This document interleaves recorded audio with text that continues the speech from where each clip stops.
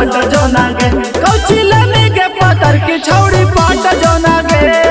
कोरावा में आके हमर साट जो नागे कौचिला में के पतर की छौड़ी पाट जो नागे।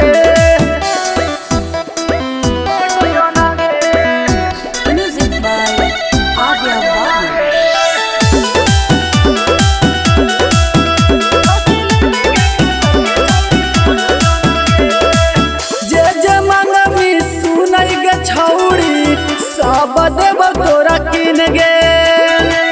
देख के पागल हो गलियो हौ वाला सीन गे छौड़ी हो गेली जवान अब हकी ना तू बाजी कसम से गे छौड़ी लाग हकी तू अपाची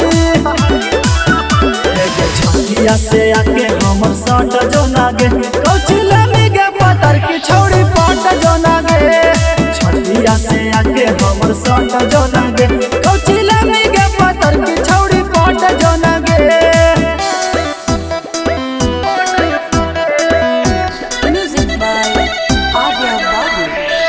नमूना रिकॉर्डिंग स्टूडियो राजगीर।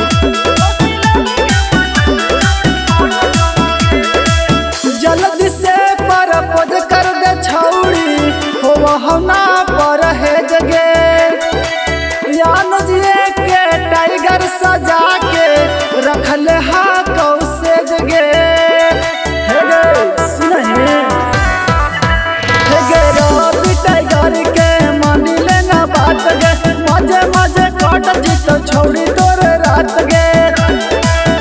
अपन जिद से छौड़ी तू हट जो नागे कौचिला में गे पतर की छौड़ी पाट जो नागे अपन जिद से छौड़ी तू हट जो नागे कौचिला में गे पतर की छौड़ी पाट जो नागे।